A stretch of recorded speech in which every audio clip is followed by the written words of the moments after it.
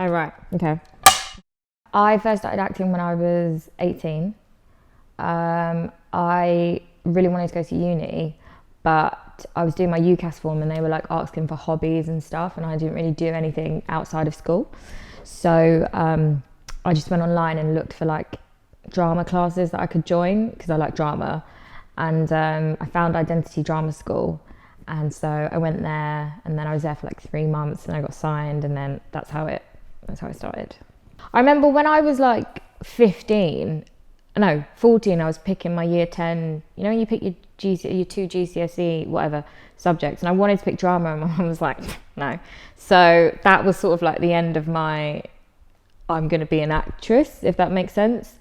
So I didn't really have it in my head as a career, and I didn't really know what drama school was. I just know I wanted to go to uni and I wanted to do law. So and I just needed a hobby, and drama was the only thing that I liked. So I'm not really sure how I balanced both law and work at the same time, acting at the same time.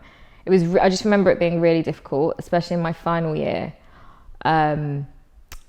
It got to a point where I did want to quit. I'd done 4 years of uni, and I was like, do you know what, I think I'm just gonna walk away, because I was shooting a film, and pretty much the whole shoot was night shoots. I was doing my dissertation and 4 pieces of coursework, and I was like, my head was like blown, but I didn't. I stuck by it. My friends were like, no, you're not gonna quit. Just don't be ridiculous. So I did it, which is good. Very proud of myself. Whilst I was at school, uni, my parents were absolutely fine with me acting, especially my mum, because at that point I'm still kind of in education. I'm still doing, maybe what she would like me to do or sees me doing. So the acting thing is just a nice little thing on the side to my parents. So it wasn't a big deal. Yeah, as long as my grades didn't suffer, it's fine. The first 5 years of acting, that was a long time. No, I'm joking, it wasn't that long ago.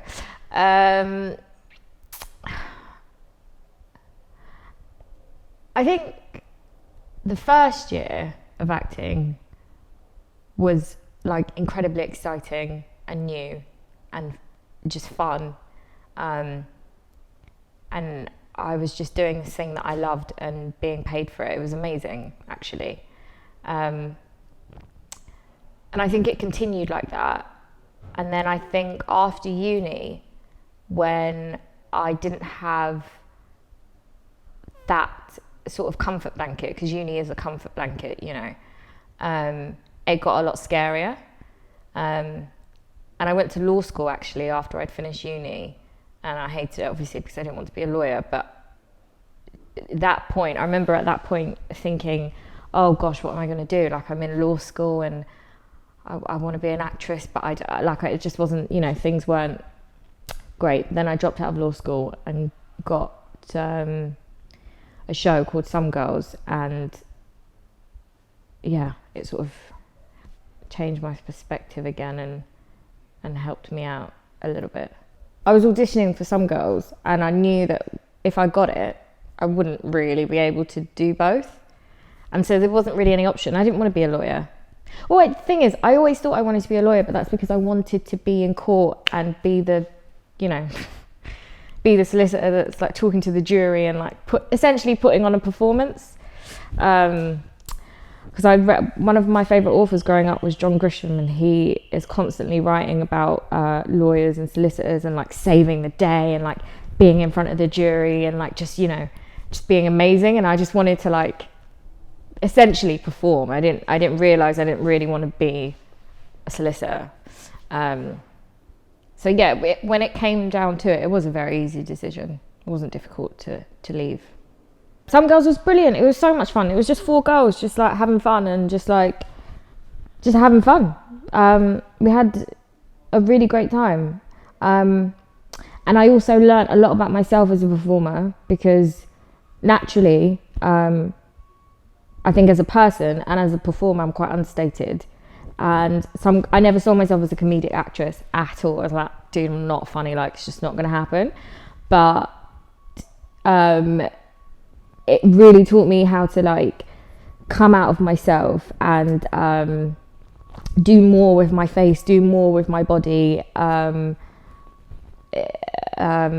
yeah, and just not be afraid to look really silly, not be so conscious of looking stupid or doing the best job. Obviously you want to do the best job, but sometimes you just got to let that go and just have fun and just be silly.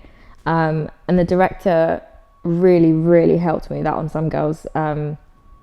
He really taught me how to do that, and he properly stood by me. Yeah, it was a really great experience, man. That was really good fun. It gets really hard when you don't know what's coming next in your career. I think every actor has that at some point. You don't know what your next job is going to be. You don't know when your next job is going to be, and that's quite difficult. But I think specifically, there was a point where, so I'm earning money, but you know, you're trying to like put money away and like save and stuff. So you don't want to just be like splashing your cash everywhere. And also like you got bills to pay and stuff. So I pretty much always from end of uni till like maybe 3 years ago had a part-time job, and I would always go do whatever I'm doing and then come back to my part-time. But it got really difficult when I started to be recognized. One of the places I worked was a charity call center, so like calling people up and asking them to give to charity, and that I was fine there. Like I'm happy earning money and doing what I need to do, but it's difficult when people recognize you, and some people are quite like, what are you doing here? And that's quite difficult to deal with, because then what they make you do is confront your own insecurities about what you are doing there. Why am I here? Am I not good enough to be doing what I should be doing? Why haven't I? Why am I not earning enough money at acting to not have to do a part-time job? And that's quite horrible actually, because you do have to look inside yourself. Wow, that is just such a vulnerability that I've just let out there. But yeah, no, it is that was a reality for me at one point. I just had to suck it up and just be like, well, I got to do what I got to do. So there it is. So I had filmed the first series of Timewasters, and I didn't have to go back to my part-time job, but it was almost like I was like, no, I'm not going to get ahead of myself. I'm going to go back actually. Like it's a weird psychological thing. I was like, no, I'm not going to get ahead of myself. Who do I think I am? Of course I'm going to go back. And I actually went back, and then, but I already knew what was coming for me next acting wise. So I had like a 2-3 month break between Timewasters and the next show I was doing. And I went back in between that time. And then when I left for the next show, I was like, Lyle, you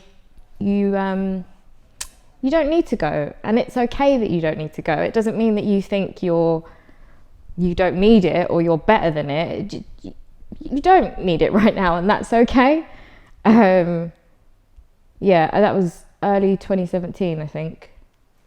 Timewasters came about, just through my agent. So, but at first it was actually just an audition they just wanted to do a read-through of the script. But they were adamant that whoever they cast for the read-through would be in the show. And yeah, so I went in and I met, and then I came in for a chemistry read with all the boys. And it was so funny, like they're all so sweet. So we did the read, and the director was just really like smug and like looked at the exec like, come on. And then the boys were like, if you don't cast her, we're not going to do it. Which I was like, you guys, yeah. And then we did the read through, and then we did the pilot, and then we did the read through at like the end of 2015, and we did the pilot in 2016, then we did the show in the first season in 2017. So it was a really long journey actually. I mean, I found the process fine, because you don't really get in that kind of situation, I tend not to get fixated because I'm like, it's not a job yet, essentially, really. It's a pilot or it's a read through. So I was just focusing on, other things and other work until the green light for the first series actually came through. And then I was like, oh, okay, we're doing this. When we've got the green light for Time Wasters, I feel like because it had been such a long process, it was sort of like understated. It wasn't until for me anyway, that I actually got onto set that I was like, oh, this is dope. Because we had the best time. We all got along so well. I don't know, we got along so well. And I remember when I came off that job, my managers and my agent were just like, you're just a different person. You're so much more confident, you're so much more sure of yourself. And I just think being in an environment with a great director who not only encourages and respects you, but also wants to have fun with you, and being with a cast who just feel like your brothers, and being on a set where everyone is so nice, I just think it can just really do wonders, actually. Because I did come off that set feeling brand new. No, I'm joking, but I came off feeling confident, confident, definitely. I think I felt more confident because I don't know, I just think, like I say, being in an environment where you're encouraged to just have fun and just to play and just be comfortable really does do wonders. Also, and this is an observation, it's my observation now, but it's something that I was told by my representation, that I am always better when I'm working. So when I'm working and I'm meeting at the same time as working, maybe this is an assumption, but I think a lot of actors may not like that, because you're working and then they're asking you to meet this, go and meet that, go and audition for this, and it can get quite overwhelming. But for me, for some reason, I thrive off of it. So I think the reason why I probably came off that feeling more confident is just because, not only was I working, but I was working in an environment where I was having so much fun, and I felt like everybody trusted me or trusted my ability. A typical day on the set of Time Wasters is pretty much everyone taking the mick out of Daniel, me fighting everybody for trying to steal my biscuits, Kadeef constantly taking selfies, and the crew just taking the piss out of all of us, really. That is a typical day on the set of Time Wasters. And then at the end of the day, I'm like out of my costume, makeup off, in the car, ready to go, and the boys are all in the makeup trailer, like getting facials, and I'm like, can we just go? Like, because we lived in the same apartments, so we'd all go home together. But I'd have to wait like 20 minutes at the end of set, because they're just like hot towels on their faces, lying there. What is going on? Do you know what I mean? But yeah, that's a typical day.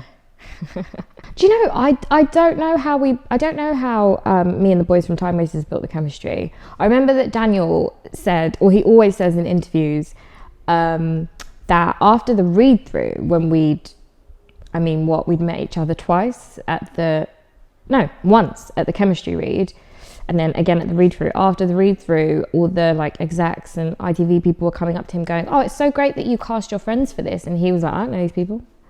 But it's because immediately we all just blended and bonded. And I don't know how. God's plan, I guess. Yeah. I feel good about it. I think a US remake of the show of Time Wasters would be very interesting. There's so much history and culture in regards to race relations and the 20s or the 30s or the 40s, like, wherever they go back to, it's going to be very intense, and I'd quite like to see how they make it light, you know, like tackle important issues but still make people laugh. I think they've got a job on their hands. I think if it works, it would be amazing, actually. Working on support was really great. It was really great. It was just a story about family, and I think that a lot of the people involved were just happy to be doing a story about family where everyone was black, but that wasn't it's just another side of black people, that, you know, we have families and we argue sometimes, and family members die and we grieve and we're sad, and sometimes we're not that strong, sometimes we are that strong. It was just, I think everyone there was, at least I was sort of, that was just nice, actually. It was just nice. To prepare for my role in support, just remember a time where I'm sad or something that really affected me, and just sort of think about what those feelings are. And it's fear, it's loss, it's the lack of control over your own life and circumstances in your own life, and what that does to you. And I think that happens to everyone. So you just figure out what that is and you go for it.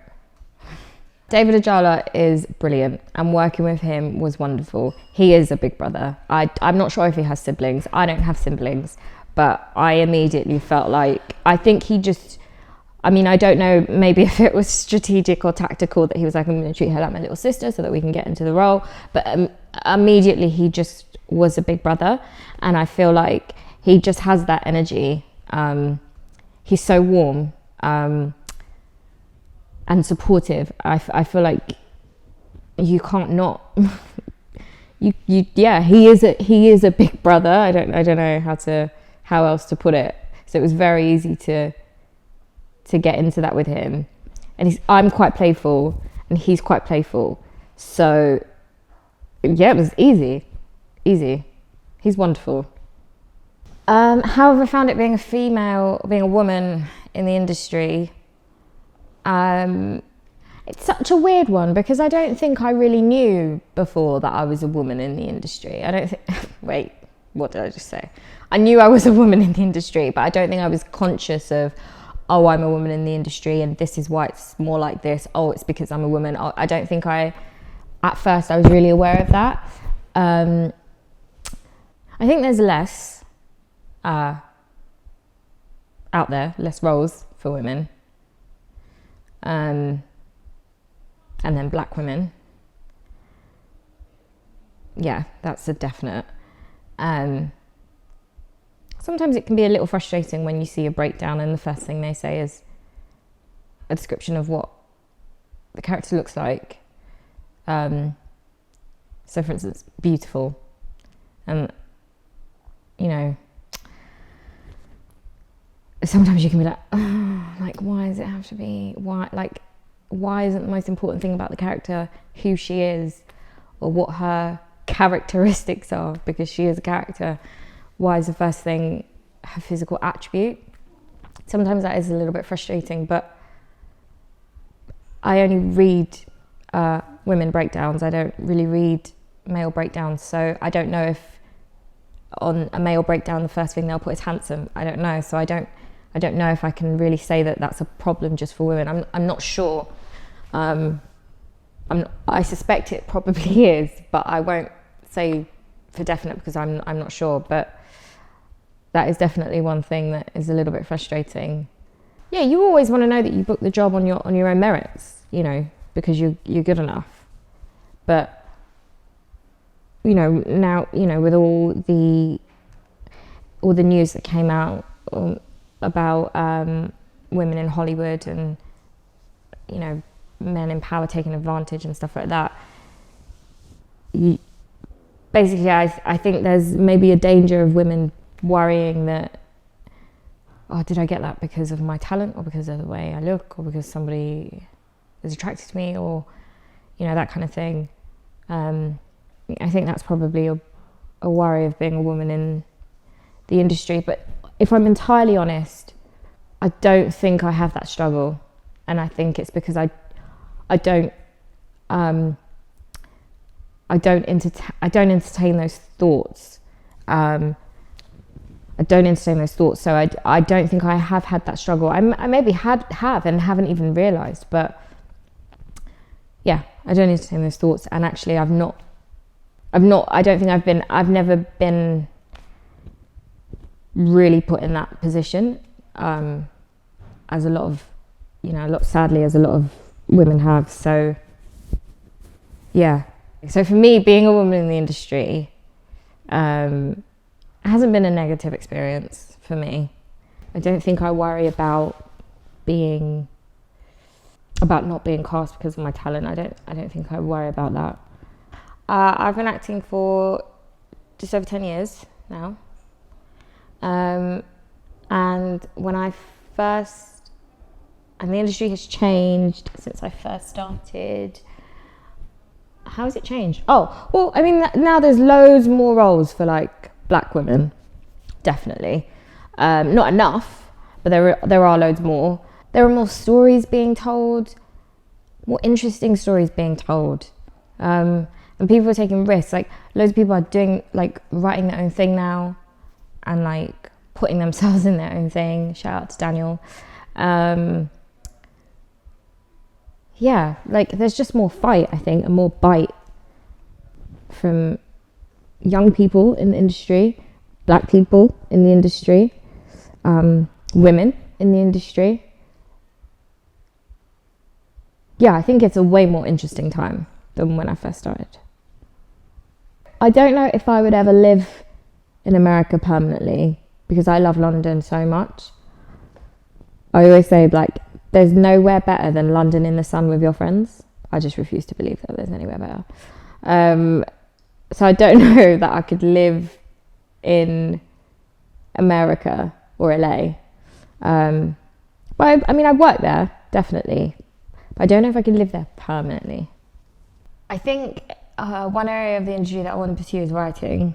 The boys on Timewasters are really showing me up because, like, obviously Daniel wrote Timewasters. Sam's just written his own show and starred in it, and Kadeef's just, like, got his script commissioned.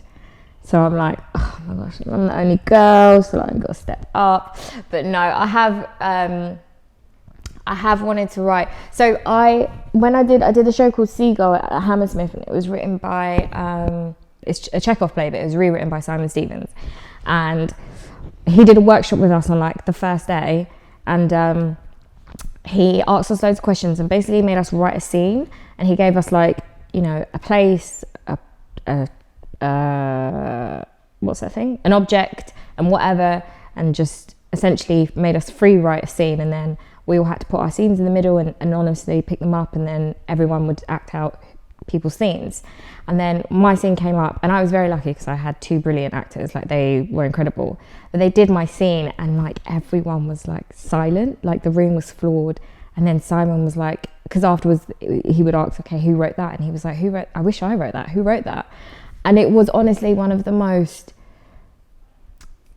like, rewarding experiences. It was so satisfying to see it come. It was just one scene, but to see it come alive, it was like, those are my words. That's my tension that I created. That's my, that's my story that I created. And Simon Stevens is an incredible writer, like, world renowned. And he was sitting there going, I wish I'd wrote that. And I was like, do you know what? I'm going to try and write.